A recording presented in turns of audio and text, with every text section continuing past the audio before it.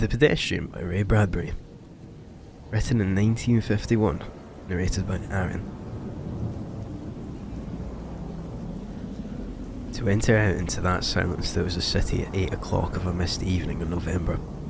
To put your feet upon that buckling concrete walk, to step over grassy seams and make your way hands in pockets through the silences. That was what Mr. Leonard Mead most dearly loved to do. He would stand upon the corner of an intersection and peer down long moonlit avenues of sidewalk in 4 directions, deciding which way to go. But it really made no difference. He was alone in this world of AD 2053, or as good as alone. And with a final decision made, a path selected, he would stride off, sending patterns of frosty air before him like the smoke of a cigar. Sometimes he would walk for hours and miles and return only at midnight to his house. And on his way he would see the cottages and homes with their dark windows, and it was not unequal to walking through a graveyard where only the faintest glimmers of firefly light appeared in flickers behind the windows. Sudden grey phantoms seemed to manifest upon inner room walls where a curtain was still undrawn against the night, or there were whisperings and murmurs where a window in a tomb-like building was still open. Mr. Leonard Mead would pause, cock his head, listen, look, and march on, his feet making no noise on the lumpy walk. For long ago he had wisely changed to sneakers when strolling at night because the dogs and intermittent squads would parallel his journey with barkings if he had wore hard heels. And lights might click on and faces appear and an entire street be startled by the passing of a lone figure, himself, in the early November evening. On this particular evening he began his journey in a westerly direction toward the hidden sea. There was a good crystal frost in the air.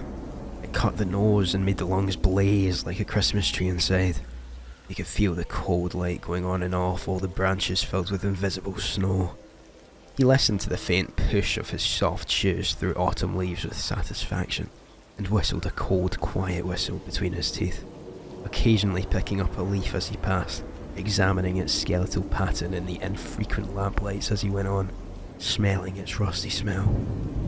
"Alone there," he whispered to every house on every side as he moved. "What's up tonight on Channel 4? Channel 7, Channel 9. Where are the cowboys rushing and do I see the United States cavalry over the next hill to the rescue?" The street was silent and long and empty, with only his shadow moving like the shadow of a hawk in mid-country. If he closed his eyes and stood very still, frozen, he could imagine himself upon the centre of a plain, a wintry, windless Arizona desert with no house in 1,000 miles, and only dry river beds, the streets, for company. "What is it now?" he asked the housers, noticing his wristwatch. 8:30 p.m? Time for a dozen assorted murders? A quiz? A review? A comedian falling off the stage? Was that a murmur of laughter from within a moon-white house? He hesitated, but went on when nothing more happened. He stumbled over a particularly uneven section of sidewalk. The cement was vanishing under flowers and grass. In 10 years of walking by night or day for thousands of miles, he had never met another person walking, not once in all that time. He came to a cloverleaf intersection, which stood silent where 2 main highways crossed the town. During the day it was a thunderous surge of cars, the gas stations open, a great insect rustling and a ceaseless jockeying for position as the scarab beetles, a faint incense, puttering from their exhaust, skimmed homewards to the far directions. But now these highways too were like streams in a dry season, all stone and bed and moon radiance. He turned back on a side street, circling around toward his home. He was within a block of his destination when the lone car turned a corner quite suddenly and flashed a fierce white cone of light upon him. He stood entranced, not unlike a night moth, stunned by the illumination, and then drawn toward it. A metallic voice called to him. "Stand still. Stay where you are. Don't move." He halted. "Put up your hands." "But," he said. "Your hands up, or we'll shoot." The police, of course. But what a rare, incredible thing. In a city of 3 million, there was only 1 police car left, wasn't that correct? Ever since a year ago, 2052, the election year, the force had been cut down from 3 cars to 1. Crime was ebbing.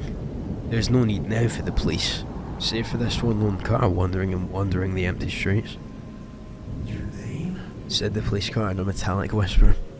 He couldn't see the men in it for the bright light in his eyes. Leonard Mead, he said. Speak up. Leonard Mead. Business or profession? I guess you'd call me a writer, No profession. said the police car, as if talking to itself. The light held him fixed like a museum specimen, needle thrust through chest. You might say that, said Mr. Mead. He hadn't written in years. Magazines and books didn't sell anymore.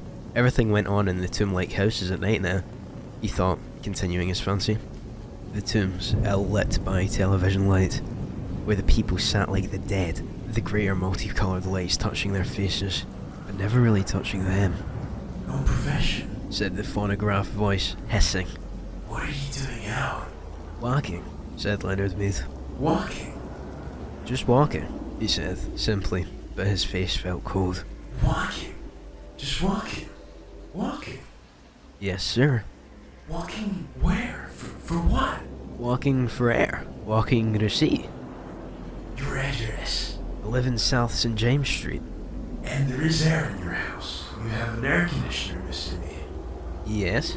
And you have a viewing screen in your house to see with? No. No? There was a crackling quiet that in itself was an accusation. Are you married, Mr. Mead? No, Not married. said the police voice behind the fiery beam. The moon was high and clear among the stars and the houses were grey and silent. Nobody wanted me, said Leonard Mead, with a smile. Don't speak unless you're spoken to. Leonard Mead waited in the cold night. Just walking, Mr. Mead. Yes, But you haven't explained for what purpose. I explained. For air and to sea and just to walk. Have you done this often? Every night for years. The police car sat in the centre of the street with its radio throat faintly humming. Well, Mr. Mead. It said, "Is that all?" he asked politely. Yes. Said the voice. Here. There was a sigh, a pop.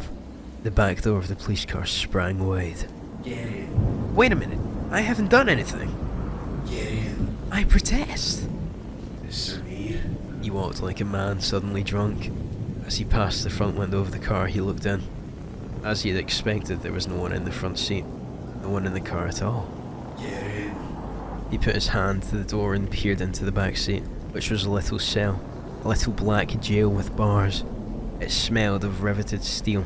It smelled of harsh antiseptic. It smelled too clean and hard and metallic.